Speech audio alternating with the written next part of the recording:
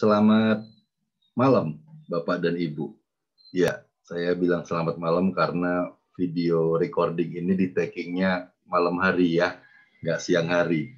Jadi nanti kalau diputarnya pada saat siang hari ya selamat siang saja, jika demikian. Baik, Bapak Ibu peserta kegiatan seminar parenting mendidik anak spesial. Terima kasih telah berkesempatan untuk ikut hadir di kegiatan ini, dan saya percaya bahwa kegiatan ini pasti akan sangat bermanfaat untuk Ibu dan Bapak. Ya, Pak Jarod, khususnya saya mau menyampaikan apresiasi tinggi saya secara pribadi bahwa sejauh ini kami dipercaya untuk membersamai Bapak dalam kegiatan seminar-seminar parenting, dan sejauh ini sepertinya kita berhasil memberikan input yang baik buat klien-klien kita, dan sepertinya bisa mulai memberikan manfaat yang baik juga. Iya, jadi saya mohon maaf Bapak dan Ibu bahwa saat ini barangkali saya belum sempat bergabung, makanya saya titip video ini buat Ibu dan Bapak agar supaya bisa disimak terlebih dahulu pendahuluan dari apa yang saya mau sampaikan. Kegiatan ini judulnya kalau nggak salah mendidik anak spesial. Ya, Pak Jarod pernah ngomong sama saya mau bikin program ini mendidik anak spesial. Dan sejak tahun 2010, sejak saya menekuni program sidik jari, sudah banyak sekali tipikal anak-anak spesial ini sebetulnya. Ya, dan nanti saya akan coba paparkan sedikit banyaknya buat Ibu dan Bapak. Oh iya, sebelumnya perkenalkan terlebih dahulu, nama saya Tunggul Herbawono. Saya penanggung jawab dari program analisis sidik jari Fingerhits Talent Spectrum. Jadi kalau Bapak Ibu pengen tahu kegiatan kami, bisa kunjungi Instagram kami di fingerhits.talentspectrum. Kurang lebih sudah sekitar 10 tahun berkecimpung di bidang ini dan berpengalaman sekitar 15.000 sesi klien. Makanya kalau ngomong anak spesial tuh luar biasa sekali ya. Jadi definisi anak spesial itu apa sih sebetulnya gitu kan. Nah, jadi saya mau nunjukin sama Ibu Bapak dulu bahwa dalam proses pengembangan bakat atau pengembangan potensi seseorang, tentu ada dua model tipe pengembangan bakat. Jadi anak yang berkarakter bakat generalis dan ada anak yang berkarakter bakat spesialis. Nah, ini tentunya pemandangannya jadi agak berbeda ya kalau bicara tentang generalis dan spesialis. Yang spesialis ini memang sebetulnya untuk menemukan potensi harusnya nggak terlalu susah, tapi mendidiknya rada setengah mati biasanya. Sementara kalau yang generalis kebalikan, untuk mendidik harusnya nggak terlalu susah, tapi untuk ketemu bakatnya yang memang perlu waktu. Nah, kami di teknologi psikobiometrik sidik jari sebetulnya cukup mudah untuk menemukan itu. Jadi kalau kita lihat ciri khas ciri-cirinya, ya di sini ada, saya tunjukin buat Ibu Bapak. Ya, jadi ketika kami melakukan penilaian terhadap potensi skill seseorang, Anda bisa bandingin deh. Ada grafik yang model seperti ini, terus kemudian saya bandingkan ada grafik model yang seperti ini. Jadi ada yang rata, lurus seperti ini. Ya, kemudian juga ada yang grafiknya bergelombang seperti ini. Ya. Jadi bedanya apa ya kalau ngelihat grafik yang naik turun seperti itu? Ya otomatis kalau kita bicara pada tataran pengembangan bakat yang sebetulnya umum, grafik yang lurus-lurus tadi sebetulnya lebih enak. Walaupun kelihatannya agak-agak monoton, tapi sebetulnya itu lebih mudah untuk diarahkan. Nah, grafik yang naik turun tadi tuntutannya juga pasti akan berbeda. Nah, jadi sebetulnya kalau kita bicara tentang anak spesialis, tentunya kita harus dapat petanya terlebih dahulu.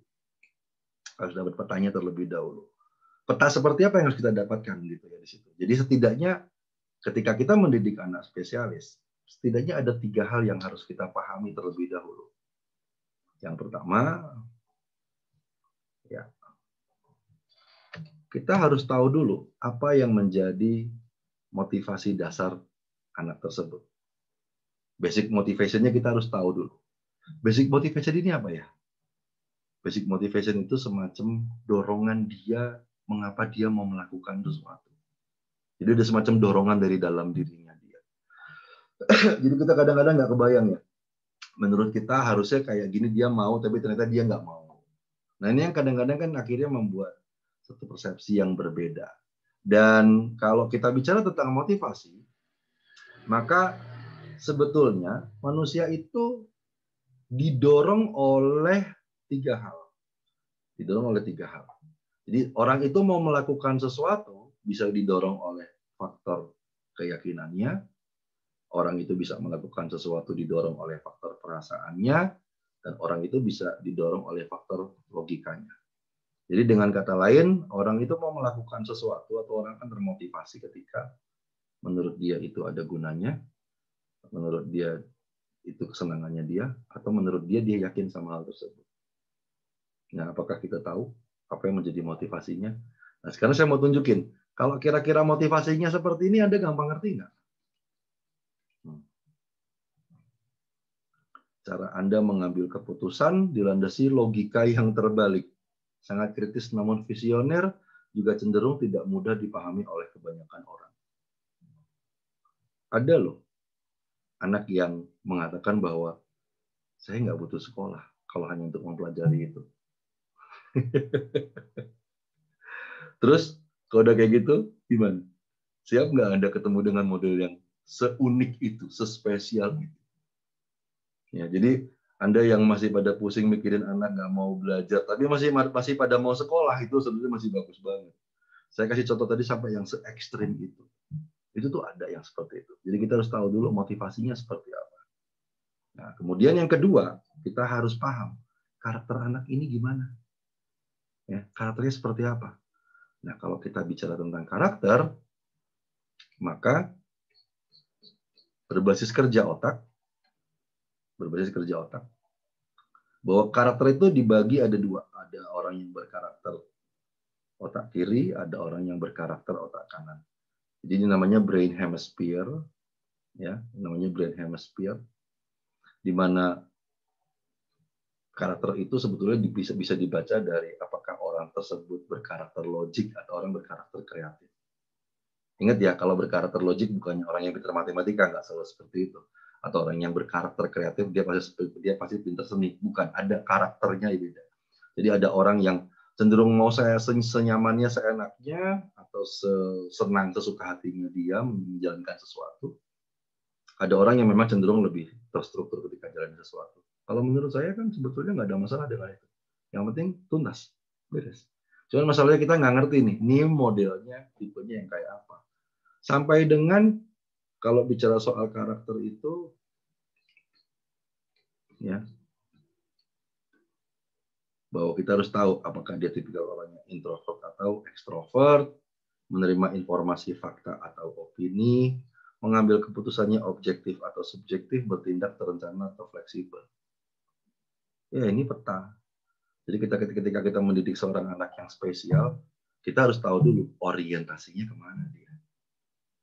Nah, dari situ baru kita cerita tentang apa potensi skill yang orang tersebut miliki.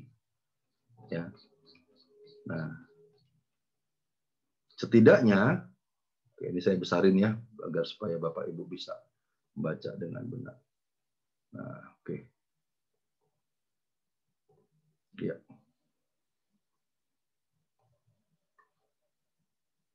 Oke. Nah, ini kurang besar sedikit. Ya. Oke. Setidaknya ada 10 indikator. Ada pengamatan observasi, ada pengamatan tren, komunikasi verbal, komunikasi non-verbal, gerakan operasional, gerakan artistik, logika, imajinasi kreatif, intrapersonal, dan interpersonal. Nah, ini potensi bakat yang dia punya. Ya, cuman kalau yang paling sederhana saya sampaikan ya, bakat itu ada 4. Mikir, gerak, lihat, ngomong. Kira-kira dia yang mana yang paling kuat? Ya. Nah, ketika 3 hal tadi, motivasi kita tahu, karakternya kita paham, ya. Kemudian skill-nya juga kita kenal. Nah, itu bisa kita lakukan satu semacam membuat kurikulum yang tepat ya. Cuman memang anak spesial biasanya membutuhkan effort yang lebih besar. Dan ada salah satu ciri khas yang paling ciri khas dari anak spesial. Ketika kami melakukan pengukuran terhadap hasil analisis sidik jarinya, kami mendapati bahwa biasanya anak-anak spesial itu kecerdasan emosinya itu rendah. Anak spesial itu biasanya moodnya naik turun banget, emosinya naik turun banget. Biasanya nggak nurut kalau dibilangin. Banget, biasanya nggak nurutnya banget, dan dia cenderung bisa menggunakan pola-pola dia sendiri. Nah, saya bisa memahami kadang-kadang orang tua jadi deg-degan itu, kadang-kadang kita mikir, ini bakal berhasil nggak ya? Ini bakal pas nggak ya? Ini bakal tepat nggak ya? Nah, oleh karena itu menurut saya, sebelum kita jauh bicara tentang cara-cara mendidik anak spesial, ya kita harus dapat dulu ya, petanya seperti apa. Nah, Bapak Ibu tadi hasil slide yang tadi saya tunjukin itu hasil laporan sidik jari. Nah, kenapa bisa membaca seperti lebih jauh itu karena memang sidik jari itu bisa membaca tentang potret kerja otak seseorang. Sidik jari dibentuk ketika seseorang berusia 13 sampai 24 minggu dalam kandungan. Dan proses pembentukan sidik jari ditengarai ada hubungannya dengan pertumbuhan jaringan saraf. Jadi, dengan kata lain, bahwa sidik jari itu adalah rekam jejak pertumbuhan jaringan saraf. Jadi sidik jari membaca kerja otaknya. Jadi kita ngerti, oh kamu maunya ini ya. Jadi saya pikir semua anak itu spesial, cuman masalahnya adalah kita nggak ngerti seperti apa spesialnya. Ya, nah di kesempatan kegiatan ini, sesuai komitmen saya sama Pak Jarod, saya mau kasih free test sidik jari buat peserta semua di sini, ya, buat semua peserta di sini yang akan kita selenggarakan. Nanti teknisnya kita akan jelaskan juga di WA Group. Dan saya perlu jelasin juga bahwa sidik jari yang kita mau kasih ini setidaknya memberikan gambaran tentang apa motif perilaku anak ini. Sehingga kita ngerti, oh oke, paling nggak kita ada pemahaman terlebih dahulu bahwa anak spesial yang dihadapi ini orientasinya ke arah mana. Oke, demikian informasi singkat dari saya. Sekali lagi saya mohon maaf belum bisa bergabung oleh karena Pak Jarod tahu itu jadwal konsul saya dari hari Senin sampai hari Minggu untuk bulan Desember ini. Ini aja baru selesai konsul Pak Jarod. Langsung saya baru bisa bikin video ini. Jadi saya konsul itu saya berhenti sampai tanggal 23 terlebih dahulu, libur Natal, libur tahun baru. Nanti awal tahun baru saya melayani sesi konsul yang private. Oke, terima kasih sekali lagi buat perhatian Bapak Ibu sekalian.